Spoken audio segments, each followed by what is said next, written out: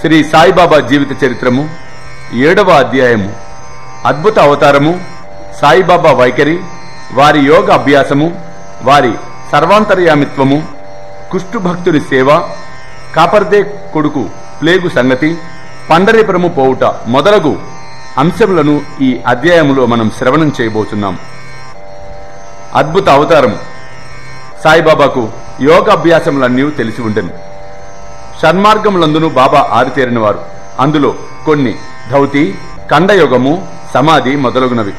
ధౌతి అనగా 3 అంగుళముల వెడల్పు, 22.5 అడుగుల పొడగు గల తడిగుడ్డతో కడుపును లోపల శుభ్రపరచుట. కండయోగమనగా శరీర అవయములన్నీ విడదీసి తిరిగి కలుపుట. బాబా హిందూ అన్నచో వారు మహమ్మదీయ దుస్తులతో ఉండేవాడు. మహమ్మదీయుడన్నచో హిందూ మతాచార సంపన్నుడుగా కనిపించేవాడు. బాబా శాస్త్రోక్తకముగా హిందువుల శ్రీరామనవమి ఉత్సవమును జరుపుచుండెను. అదే కాలమందు మహమ్మదీయుల చందనోత్సవము జరుపుటకు అనుమతించెను. ఈ ఉత్సవ సమయమునందు కుస్తీలను ప్రోత్సహించుచుండువారు. గెలిచిన వారికి బహుమతులిచ్చువారు. గోకులాష్టమి నాడు గోపాల్ కాలా ఉత్సవము జరిపించుచుండెను. ఈదుల్ ఫితర్ పండుగ నాడు మహమ్మదీయులచే మసీదులో నమాజు చేయించుచుండేవాడు. మొహరం పండుగకు కొంతమంది మహమ్మదీయులు మసీదులో తాజియా లేక తాబూతు నిలిపి కొన్ని దినములు దానిని అచ్చట నుంచిన పిమ్మట గ్రామములో ఊరేగించెదరు అని చెప్పి 4 దినముల వరకు మసీదులో తాబూతు నుంచుటకు బాబా సమ్మతించి 5వ నాడు నిర్విచారముగా ఏ సంశయము లేక దానిని తానే తీసివేశాను. వారు మహమ్మదీయులన్నచో హిందువులకు వలె వారి చెవులు కుట్లుండెను. వారు హిందువులన్నచో సుంతి చేసుకోమని సలహానిచ్చుచుండేవారు. కాని వారు మాత్రము సుంతి చేసుకొని ఉండలేదు. బాబా హిందువైనచో మసీదునందు ఏల ఉండును, మహమ్మదీయుడైనచో దునియను అగ్నిహోత్రమును ఏల వెలిగించుచుండువారు. అదే కాక మహమ్మదీయ మతమునకు వ్యతిరేకముగా తిరగలితో విసురుట, శంఖము ఊదుట, గంట వాయించుట, హోమము చేయుట, భజన చేయుట, సంతర్పణ చేయుట, అర్ఘ్యపాద్యములు సమర్పించుట మొదలగునవి జరుగుచుండెను. వారే మహమ్మదీయులైనచో కర్మిష్ఠులకు సనాతన ఆచారపరులైన బ్రాహ్మణులు వారి పాదములపై సాష్టాంగ నమస్కారములు ఇట్లు చేయుచుండేవారు. వారి ఏ తెగవారిని అడగబోయిన వారెల్లరూ వారిని సందర్శించిన వెంటనే మూగలగచు పరవశించుచుండిరి. అందుచే సాయిబాబా హిందువుడో మహమ్మదీయుడో ఎవరునూ సరిగా నిర్ణయించలేకుండిరి. ఇది ఒక వింత కాదు. ఎవరైతే సర్వమును త్యజించి భగవంతుని సర్వస్వ శరణాగతిని వనరించెదరో వారు దేవునిలో ఐక్యమైపోయేదరు. వారికి దేనితో సంబంధము గాని భేదభావము గాని ఉండదు. వారికి జాతి మతములతో ఎట్టి సంబంధము లేదు. సాయిబాబా అట్టివారు. వారికి జాతులందు వ్యక్తులందు భేదము కాన్పించకుండెను. బాబా ఫకీరులతో కలిసి మత్స్య మాంసములు భుజించుచుండెను. కాని వారి భోజన పళ్ళెములో కుక్కలు మూతి పెట్టినను సనుగువారు కాదు. శ్రీ సాయి అవతారము విశిష్టమైనది, అద్భుతమైనది. నా పూర్వ సుకృతముచే వారి పాదముల వద్ద కూర్చొని భాగ్యము లభించినది. వారి సాంగత్యము లభించుట నా అదృష్టం. వారి సన్నిధిలో నాకు కలిగిన ఆనందము ఉల్లాసము చెప్పనలవి కానివి. సాయిబాబా నిజముగా శుద్ధానంద చైతన్యమూర్తులు. నేను వారి గొప్పతనమును విశిష్టతను పూర్తిగా వర్ణించలేను. ఎవరు వారి పాదములను నమ్మెదరో వారికి ఆత్మానుసంధానము కలుగును. సన్యాసులు, సాధకులు, మోక్షమునకై పాటుపడు తదితర అనేక మంది సాయిబాబా వద్దకు వచ్చేవారు. బాబా వారితో నడచుచు, మాట్లాడుచు, నవ్వుచు అల్లా మాలిక్ అని ఎల్లప్పుడూ పలుకుచుండేవారు. వారికి వివాదములు గాని చర్చలు గాని ఇష్టము లేదు. అప్పుడప్పుడు కోపించినప్పటికీ వారు ఎల్లప్పుడూ నెమ్మదిగా నుండి శరీరమును పూర్తిగా స్వాధీనములో ఉంచుకునేవారు. ఎల్లప్పుడూ వేదాంతమును బోధించుచుండేవారు. ఆఖరి వరకు బాబా ఎవరో ఎవరికీ తెలియనే లేదు. వారు రాజులను, భిక్షకులను ఒకే రీతిగా ఆదరించిరి. అందరి అంతరంగమందు గల రహస్యములన్నీ బాబా ఎరుంగి ఉండేవారు. బాబా ఆ రహస్యములను వెలిబుచ్చగానే అందరూ ఆశ్చర్యమగ్నులగుచుండిరి. వారు సర్వజ్ఞులైనప్పటికీ ఏమీ తెలియని వాని వలె నటించుచుండిరి. సన్మానములు అన్నచో వారికి అయిష్టము. సాయిబాబా నైజము అట్టిది. మానవ శరీరంతోనున్నప్పటికీ వారు చేయు పనులను చూడ సాక్షాత్తు భగవంతుడు అని చెప్పవలెను. అందరూ వారిని చూచి షిరిడిలో వెలిసిన భగవంతుడు అని అనుకొనుచుండిరి. సాయిబాబా వైఖరి. నేను వట్టి మూర్ఖుడను అగుటచే బాబా మహిమలను వర్ణించలేను. బాబా షిరిడిలో ఉన్న దేవాలయాలన్నింటినీ మరమ్మతు చేయించెను. తాత్యా పాటిల్ సహాయంతో గ్రామములో ఉన్న శని, గణపతి, పార్వతి, శంకర, గ్రామదేవత మరియు మారుతి దేవాలయములను మరమ్మతు చేయించెను. వారి దానము పొగడ తగినది. దక్షిణ రూపముగా వసూలైన పైకము అంతయు ఒక్కొక్కరికి రోజుకు ఒక్కొక్కరికి 50, 20, 15 చొప్పున ఇష్టము వచ్చినట్లు పంచిపెట్టేవారు. బాబాను దర్శించిన మాత్రమున ప్రజలు శుభమును పొందువారు. కొందరు ఆరోగ్యవంతులగుచుండిరి, దుర్మార్గులు సన్మార్గులుగా మారుచుండిరి, కుష్ఠువారు కూడా రోగ విముక్తులగుచుండిరి. అనేకులకు కోరికలు నెరవేరుచుండెను. కంటిలో రసము గాని మందు గాని వేయకనే గుడ్డివారికి దృష్టి వచ్చుచుండెను, కుంటివారికి కాళ్లు వచ్చుచుండెను. అంతులేని బాబా గొప్పదనమును పారమును ఎవ్వరును కనుగొనుకుండిరి. వారి కీర్తి చాలా దూరము వరకు వ్యాపించెను. అన్ని దేశముల భక్తులు సిరిడిలో గుమిగూడుచుండిరి. బాబా ఎల్లప్పుడూ దుని వద్దనే ధ్యాన నిమగ్నులై కూర్చునిడివారు. ఒక్కొక్కప్పుడు స్నానము కూడా మానెడివారు. తొలి దినములలో బాబా తెల్లపాగా, శుభ్రమైన దోవతి, చొక్కా ధరించువారు.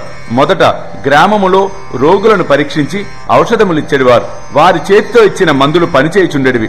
మంచి హస్తవాసి గల వైద్యుడని పేరు వచ్చెను. ఈ సందర్భమున ఒక వింత విషయము చెప్పవలెను. ఒక భక్తుని కండ్లు వాచి మిక్కిలి ఎర్రబడెను. సిరిడిలో డాక్టర్ దొరకలేదు. ఇతర భక్తులు అతనిని బాబా వద్దకు తీసుకుని పోయిరి. అట్టి రోగులకు అంజనములు, ఆవుపాలు, కర్పూరముతో చేసిన ఔషధములు డాక్టర్లు ఉపయోగించెదరు. కాని బాబా చేసిన చికిత్స విశిష్టమైనది.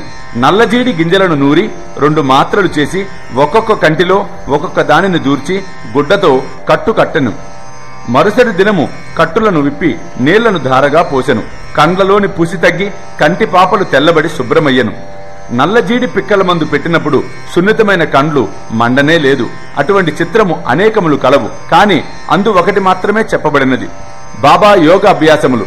బాబాకు యోగములన్నీ తెలియను, కాని అందులో 2 మాత్రమే వర్ణింపబడును.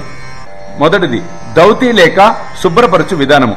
మసీదుకు చాలా దూరమున ఒక మర్రి చెట్టు కలదు. అక్కడొక బావి కలదు. ప్రతి 3వ రోజు బాబా అచ్చటకు పోయి ముఖ ప్రక్షాళనము, స్నానము చేయుచుండెను. ఒకనాడు బాబా తన ఊపిరితిత్తులను బయటకు కక్కి వాటిని నీటితో శుభ్రపరిచి నేరేడు చెట్టుపై ఆరవేయుట కొందరు గమనించిరి. సిరిడిలోని కొందరు దీనిని కండ్లారా చూచి చెప్పిరి. మామూలుగా ధౌతి అనగా 3 అంగుళముల వెడల్పు, 22.5 అడుగుల పొడుగు గల గుడ్డను మ్రింగి కడుపులో అరగంట వరకు ఉండనిచ్చిన పిమ్మట తీసెదరు. కాని బాబాగారి ధౌతి చాలా విశిష్టము, అసాధారణము అయినది. ఖండయోగము. బాబా తన శరీర అవయములన్నీ వేరు చేసి మసీదునందు వేరువేరు స్థలములలో విడిచిపెట్టువారు. ఒకనాడు పెద్ద మనిషి మసీదునకు పోయి బాబా అవయవములు వేరువేరు స్థలములందు పడి ఉండుట చూచి భయకంపితుడై బాబాను ఎవరో కూనీ చేసిరి అనుకుని గ్రామ మునుసబు వద్దకు పోయి ఫిర్యాదు చేయ నిశ్చయించుకొనెను. కాని మొట్టమొదలు ఫిర్యాదు చేసిన వానికి ఆ విషయం గూర్చి కొంచెమైనను తెలిసి ఉండునని తననే అనుమానించెదరు అని ఊరుకొనెను. మరుసటి దినమున అతడు మసీదు పోయెను. బాబా ఎప్పటివలే హాయిగా కూర్చుని ఉండుట చూచి ఆశ్చర్యపడెను. ముందు దినము తాను చూచినదంతయు స్వప్నము అనుకొనెను. యోగము. బాల్యం నుంచి బాబా యోగాభ్యాసము చేయుచుండెను. దానిలో వారెంత నిష్ణాతులో ఎవరికీ తెలియదు. వారి ఊరి ప్రసాదము వల్ల బాగుపడిన రోగుల వద్ద నుంచి డబ్బు పుచ్చుకొనక ఉచితముగానే సేవ చేయుచుండిరి. అనేక మందిని ఆరోగ్యవంతులుగా చేసిరి. వారు చేయు పుణ్యకార్యముల బట్టి వారికి గొప్ప కీర్తి వచ్చెను. బాబా సొంతము కొరకు ఏమీ చేయక ఇతరుల మేలు కొరకే ఎల్లప్పుడూ పాటుపడేవారు. ఒక్కొక్కప్పుడు ఇతరుల వ్యాధిని తనపై వేసుకొని తాము మిక్కిలి బాధను అనుభవించేవారు. అందులో ఒకటి ఈ దిగువ పేర్కొందును. దీనిని బట్టి బాబా సర్వజ్ఞుడనియు మిక్కిలి దయార్ద్ర హృదయుడనియు తెలియను. బాబా సర్వాంతర్యామిత్వము, కారుణ్యము. 1910వ సంవత్సరము దీపావళి పండుగ నాడు బాబా దుని వద్ద కూర్చుండి చలికాచుకొంచుండెను. బాబా దునిలో కట్టెలు వేయుచుండెను. దుని బాగుగా మండుచుండెను. కొంతసేపైన తరువాత కట్టెలను వేయుట మాని తన చేతిని దునిలో పెట్టెను. వెంటనే చేయి కాలిపోయెను. మాధవుడనే నౌకరును మాధవరావు దేశపాండేయును ఇది చూచిరి. వెంటనే పరిగెత్తి బాబాను పట్టి వెనకకు లాగిరి. దేవా దేవా, ఇట్లా చేసిదివి, చెయ్యి మొత్తం కాలిపోయింది కదా అని చెప్పి అడిగిరి. స్పృహ తెచ్చుకొని బాబా ఇట్లు జవాబిచ్చాను. చెయ్యి కాలితే కాలింది గాని నేను చెప్పేది వినండిరా. దూరదేశమున ఒక కమ్మరి భార్య కొలిమితిత్తులను ఊదుతున్నదిరా. అంతలో ఆమె భర్త పిలిచెను. తన ఒడిలో బిడ్డ ఉన్న సంగతి మరచి ఆమె తొందరగా లేచి పరిగెడెనురా. ఆ బిడ్డ మండుచున్న కొలిమిలో పడెను. ఆ తల్లి నన్ను పిలిచిందిరా. అందుచేత వెంటనే నా చేతిని కొలిమిలోనికి దూర్చి బిడ్డను రక్షించి తిని. నా చేయి కాలితే కాలింది గాని బిడ్డ ప్రాణం దక్కిందిగా, అది నాకు ఆనందం కలుగజేయుచున్నది అని బాబా చెప్పాను. కుష్ఠరోగ భక్తుని సేవ.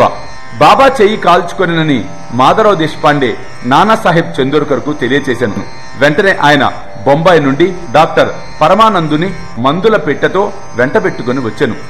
నానా బాబాను చికిత్స చేయుటకై డాక్టర్ను చేయి చూడనిమ్మని కోరెను. బాబా అందులకు ఒప్పుకొనలేదు. చేయి కాలిన లగాయతు భాగోజీ సిందే అను కుష్ఠరోగియే కట్టుకట్టుచుండెను. కాలిన చేతిపైన నెయ్యి రాసి ఆకు వేసి గుడ్డతో కట్టుకట్టెడివాడు. నానా ఎంత వేడినను బాబా డాక్టరు గారిచే చికిత్స పొందుటకు సమ్మతింపలేదు. డాక్టర్ గారు కూడా అనేక సార్లు వేడుకొనిది. కాని అల్లాయే తన డాక్టర్ అని బాబా కాలయాపన చేయుచుండెను. అందుచే డాక్టరు మందుల పెట్టె మూత అయినా తీయకుండానే తిరిగిపోయెను. కాని డాక్టర్ గారికి బాబా దర్శన భాగ్యము లభించెను. బాబా ప్రతిరోజు భాగోజీచే చేతికి కట్టుకొనుచుండెను. కొన్ని దినముల తర్వాత చేయి బాగుపడెను. అందరూ సంతోషించిరి. ఇప్పటికిని ఏమైనా నొప్పి మిగిలిపోయినదా అను సంగతి ఎవరికిని తెలియదు. ప్రతిరోజు ఉదయం భాగోజీ కట్టులను విప్పి నేతితో తోమి తిరిగి కట్టులను కట్టుచుండెడివాడు. బాబా మహాసమాధి వరకు ఇది జరుగుతూనే ఉండెను. బాబా సిద్ధ పురుషుడగుటచే వారికిదంతయు అవసరము లేనప్పటికీ భాగోజీ భక్తుని యందుగల ప్రేమచే అతడొనర్చు ఉపాసనా సేవకు సమ్మతించెడివారు. బాబా లెండి తోటకు పోవునప్పుడు భాగోజీ బాబా తలపై గొడుగు పట్టుకుని వెంట వెళ్లేవాడు. ప్రతిరోజు ఉదయం బాబా దుని వద్ద కూర్చునగానే భాగోజీ తన సేవా కార్యక్రమము మొదలుపెట్టేవాడు. గత జన్మయందు భాగోజీ పాపి కనుకనే కుష్ఠు రోగముచే బాధపడుచుండెను. వాని వ్రేళ్లు ఈడ్చుకొని పోయి ఉండెను. వాని శరీరమంతయు చీము కారుచు దుర్వాసన కొట్టుచుండెను. బాహ్యమునకు దురదృష్టవంతుని వలె కాన్పించుచున్నప్పటికీ అతడు అదృష్టశాలియు సంతోషియు. ఎందుకనగా అతడు బాబా సేవకులందరిలో మొదటివాడు. బాబా సహవాసము పూర్తిగా అనుభవించెను. కాపర్దే కుర్రవాని ప్లేగు జాడ్యము. బాబా విచిత్ర లీలలలో ఇంకొక దానిని వర్ణించెదను. అమరావతి నివాసియగు దాదాసాహెబ్ కాపర్దే భార్య తన చిన్న కొడుకుతో సిరిడీలో మకాం చేసెను. కొడుకుకు జ్వరము వచ్చెను.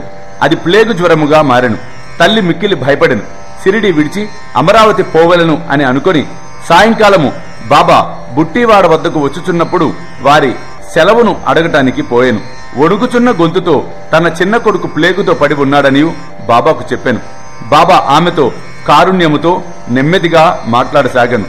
అమ్మా, ప్రస్తుతము ఆకాశము మేఘములచే కప్పబడి ఉన్నదమ్మా. అవి పోయి కొద్దిసేపట్లో ఆకాశమంతయు మామూలుగా ఉండునని బాబా ఓదార్చెను. అట్లనుచు తన కఫిని పైకెత్తి చంకలో కోడి గ్రుడ్లంతా పెద్దవి 4 ప్లేగు పొక్కులను అచటి వారికి చూపెను. చూచితిరా, నా భక్తుల కొరకు నేనెట్లు బాధపడదను, వారి కష్టములనియు నావిగానే భావించదను. ఈ మహా అద్భుత లీలను చూచి యోగీశ్వరులు భక్తుల కొరకు ఎట్లు బాధలను అనుభవింతురో జనులకు విశ్వాసం కుదిరెను. యోగీశ్వరుల మనస్సు మైనము కన్నా మెత్తనిది, వెన్నెల వలె మృదువైనది. వారు భక్తులను ప్రత్యుపకారము కోరకే ప్రేమించెదరు. భక్తులను తమ బంధువుల వలె చూచెదరు. పండరిపురము పోయి అచ్చట ఉండుట. సాయిబాబా తన భక్తులను ఎట్లు ప్రేమించుచుండెనో, వారి కోరికలను అవసరములను ఎట్లు గ్రహించుచుండెనో అను కథను చెప్పి ఈ అధ్యాయము ముగించెదను. నానాసాహెబ్ చందోర్కర్ బాబాకు గొప్ప భక్తుడు. అతడు ఖాందేశ్లోని నందరు బారులో మామలతుదారుగా నుండెను. అతనికి పండరీపురమునకు బదిలీ జరిగెను. సాయిబాబా యందు అతనికి గల భక్తియను ఫలము నాటికి పండెను. పండరీపురమును భూలోక వైకుంఠము అని అనెదరు. అట్టి స్థలమునకు బదిలీ అగుటచే అతడు గొప్ప ధన్యుడు. నానాసాహెబ్ వెంటనే పండరిపోయి ఉద్యోగంలో ప్రవేశించవలసి ఉండెను. కావున సిరిడికి ఉత్తరము రాయకయే పండరీపురము పోవలను అని బయలుదేరెను. సిరిడికి హఠాత్తుగా పోయి తన విఠోబాగు బాబాను దర్శించి పండరి పోవలను అని అనుకొనెను. నానాసాహెబు సిరిడి వచ్చునను సంగతి ఎవరికీ తెలియదు. కాని బాబా సర్వజ్ఞుడు అగుటచే గ్రహించెను. నానాసాహెబ్ నీమ్గాం చేరుసరికి సిరిడి మసీదులో కలకలము కలిగెను. బాబా మసీదులో కూర్చుండి మహల్సాపతి అప్పాసిందే కాశీరాములతో మాట్లాడుచుండెను. వెంటనే బాబా ఇట్లు అనెను, మనము నలుగురము కలిసి భజన చేసేదమురా. పండరి ద్వారములు తెరిచినారు కనుక ఆనందముగా పాడదము, లెండు లెండు అని అందరూ కలిసి పాడసాగిరి.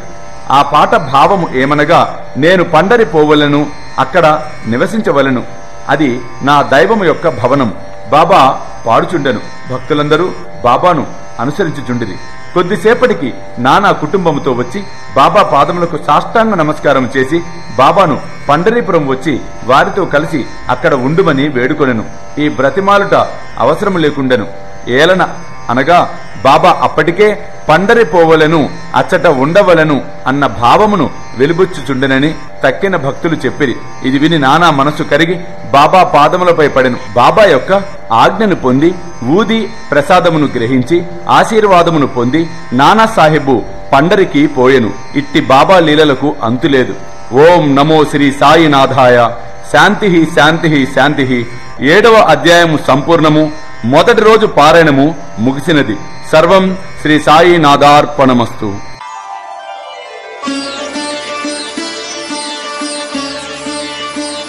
వేలాది మంది సాయి భక్తులు ఎదురు చూస్తూ ఉన్న ఘడియలు మరలా రాబోతూ ఉన్నాయి.